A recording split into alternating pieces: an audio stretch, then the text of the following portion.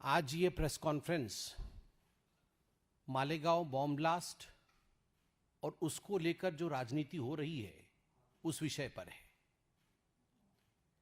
कल हमारे वरिष्ठ नेता रविशंकर प्रसाद जी ने भी प्रेस कॉन्फ्रेंस किया था और कल जो एनआईए अदालत ने 2008 में हुए मालेगांव बॉम्ब ब्लास्ट को लेकर फैसला सुनाया था, 7 निर्दोषों को कल छोड़ा गया था, इस विषय पर विस्तार से प्रेस कॉन्फ्रेंस किया है।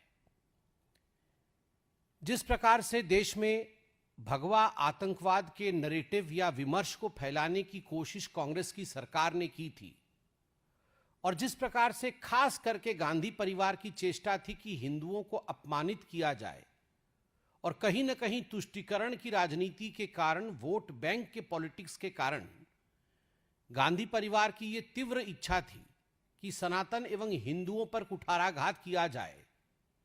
कल मालेगांव ब्लास्ट पर जो वर्डिक्ट आया कोर्ट का, उसके पश्चात यह विमर्श, यह नैरेटिव औंधे मुंह गिरा है। मगर आज उसमें 2 डेवलपमेंट्स हुई हैं। 2 new developments have come up in the Malegaon blast today. Both of them are political developments which have shed new light in this. 2 विमर्श आज उभर के आए हैं। पहला विमर्श है मालेगांव बॉम्ब ब्लास्ट के दौरान जो एटीएस थी जिसने इन्वेस्टिगेट किया, उस एटीएस के एक अधिकारी जिनका नाम है महबूब मुजावर, उनका एक खुलासा आज हुआ है। वह खुलासा बहुत ही चौंकाने वाला है।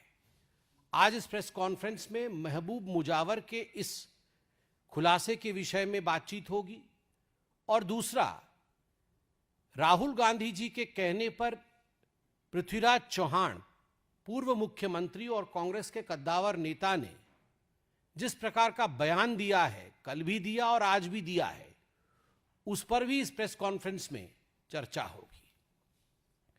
पहले महबूब मुजव्वर जो कि एटीएस अधिकारी रहे, 2008 में मालेगांव में बॉम्ब ब्लास्ट होने के पश्चात जो जांच समिति गठित की गई थी, उस जांच समिति के एक अहम हिस्से थे। उनके वक्तव्य के विषय में बात करते हैं।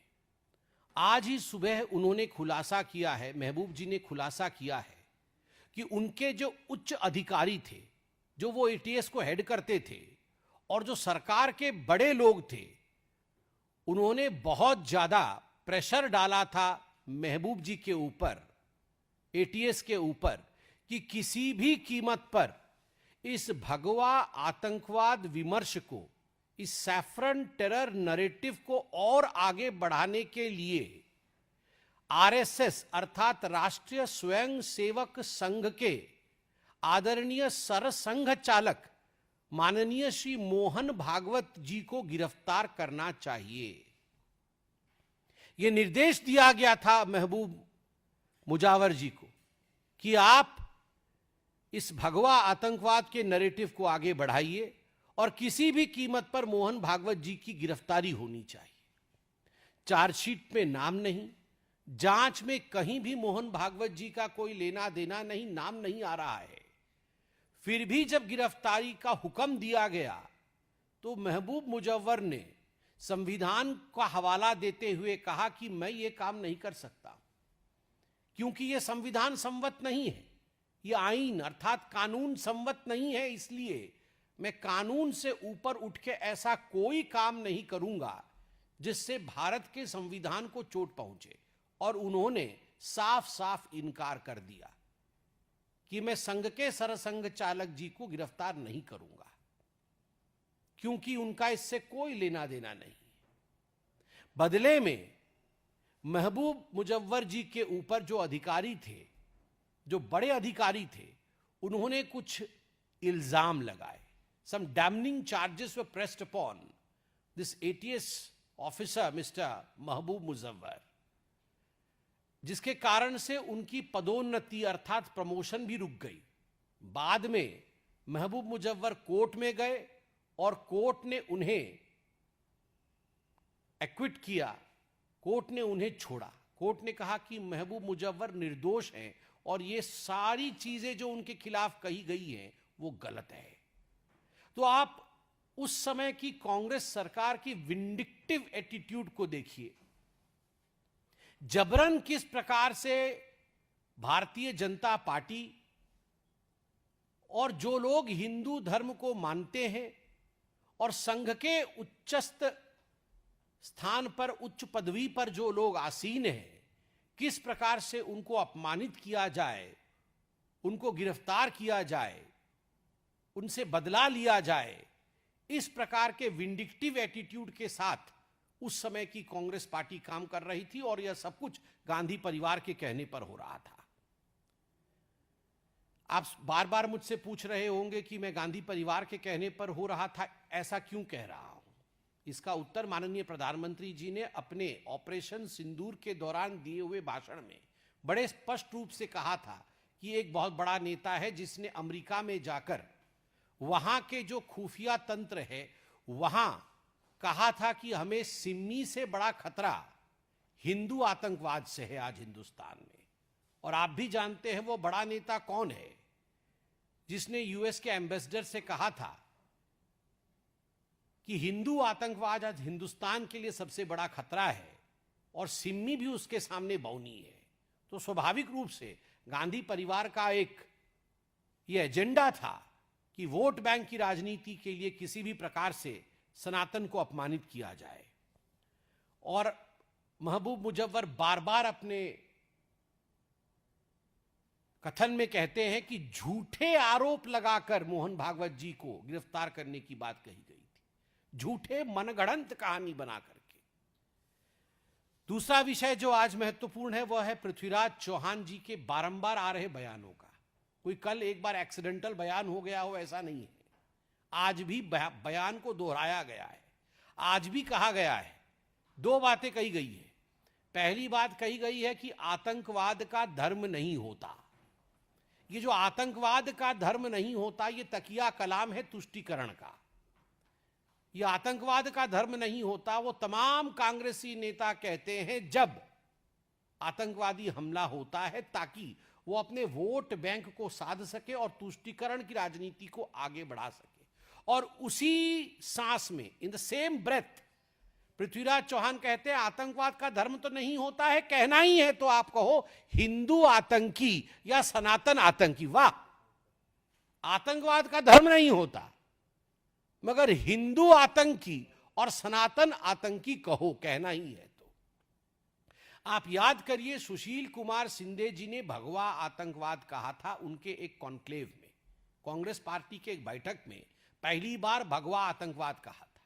और जब विगत वर्ष उनसे पूछा गया कि आपने सही किया या गलत किया भगवा आतंकवाद के शब्द का प्रयोग करके, तो सुशील कुमार शिंदे मुस्कुराते हुए कह रहे थे मैंने अपने मन से नहीं किया, मुझे तो लगता है मैंने गलत किया, मगर जो आला कमान ने कहा, जो मुझे मेरी पार्टी ने कहा कि आप भगवा आतंकवाद सैफरन टेरर का प्रयोग करिए, मैंने वो प्रयोग किया। मतलब आला कमान कौन है? कांग्रेस पार्टी में आला कमान तो कोई और नहीं, एक ही आला कमान है, या यूं कहिए कमान में बहुत सारे आले हैं गांधी परिवार के। कमान एक, गांधी परिवार, आले अनेक। प्रियंका गांधी वाड्रा, राहुल गांधी, सोनिया गांधी, तो ये सारे गांधी परिवार के लोगों ने ही सुशील कुमार शिंदे के ऊपर ये प्रेशर बनाया था कि आप भगवा आतंकवाद शब्द का प्रयोग करिए। और आज जो पृथ्वीराज चौहान कह रहे हैं इसमें भी कोई दो मत नहीं है कि उनके आला कमान ने ही कहा होगा। अब एक वर्ष बाद वो जब किताब लिखेंगे तो उसमें आएगी ये बात कि मुझे भी कहा गया था कहने के लिए। और ये कांग्रेस पार्टी की पुरानी आदत है। याद करिए 18 फरवरी 2007 को जब समझौता एक्सप्रेस में ब्लास्ट हुआ था, लश्कर-ए-तोयबा के आतंकवादी जो एक प्रतिबंधित संगठन है उसके पूर्व मुखिया सफदर नागोरी की गिरफ्तारी हुई थी। केवल सफदर नागोरी की नहीं, पाकिस्तान के 2 आतंकवादी भी गिरफ्तार हुए थे। मगर इन सभी लोगों को कांग्रेस पार्टी ने 14 दिनों के अंदर, मात्र 14 दिनों के अंदर, और सफदर नागोरी एवं पाकिस्तान के वो 2 आतंकवादी मान गए थे कि हाँ हम ही हैं जिन्होंने बॉम्ब ब्लास्ट कराया था समझौता एक्सप्रेस में, उसके मानने के पश्चात, कन्फेशन के पश्चात भी मात्र 14 दिनों के अंदर छोड़ दिया गया। 2007 में हैदराबाद के मक्का मस्जिद बम ब्लास्ट में भी पुख्ता सबूत थे कि हुजी इसमें इन्वॉल्व थी। 100 आतंकवादियों को गिरफ्तार भी किया गया था, मगर सभी को कांग्रेस पार्टी ने बाद में छोड़ दिया गया। ठीक उसी प्रकार की परिस्थिति 26/11 के समय भी हुई थी। 26/11 के समय खैर राहुल गांधी पार्टी कर रहे थे, यह अलग विषय है, मगर उनके नेता 26/11 आरएसएस की साजिश, दिग्विजय सिंह इस प्रकार की किताब निकाल रहे थे। कहीं ना कहीं पाकिस्तान को क्लीन चिट देने का काम कर रहे थे, आतंकियों को खुला छोड़ने का काम कर रहे थे। स्वाभाविक है, जिस दिग्विजय सिंह के लिए और जिस गांधी परिवार के लिए जाकिर नायक अपोस्टल ऑफ पीस, शांति दूत है, और जाकिर नायक के एनजीओ से जो पार्टी पैसे लेती है, जो राजीव गांधी फाउंडेशन पैसे लेती है, उनसे ये एक्सपेक्ट करना कि वो हिंदू आतंकवादी नहीं कहेंगे, वो भगवा आतंकवादी नहीं कहेंगे, वो सनातनी आतंकवादी नहीं कहेंगे, ये अधिक है। ये जो पूरा प्रक्रिया हुआ है मालेगांव के ब्लास्ट का, 17 वर्षों बाद निर्दोष घोषित किए गए हैं। जो साथी निर्दोष घोषित किए गए हैं भारतवर्ष के, उनमें से एक सेना में है, उनमें से एक साध्वी है। सेना, संत, सनातन और संविधान, इन चारों पर कांग्रेस पार्टी ने 17 वर्षों तक आक्रमण किया। कांग्रेस पार्टी ने एक सुनियोजित ढंग से 17 वर्षों तक सेना, संत, सनातन और संविधान, इनके ऊपर निरंतर आक्रमण किया, मगर सत्यमेव जयते, अंत में सत्य की ही जीत होती है और सत्य की ही जीत हुई है। मुझे लगता है कांग्रेस का प्रिय गाना है, वोट बैंक रिझाना है, हिंदुओं पर निशाना है, सनातन को निपटाना है। सनातन को निपटाना है, यही उनका मुख्य उद्देश्य है। एक बार तो मेरे ख्याल से, अगर मैं गलत नहीं हूं, तो खड़गे जी ने तो बोलते बोलते ही कह दिया था अपने भाषण में कि हमें सनातन को खत्म करना है, सनातन को निपटाना है। मगर सनातन अविरल है, अनंत है, उसको निपटाया नहीं जा सकता। धन्यवाद। कोई प्रश्न हो तो अवश्य पूछें।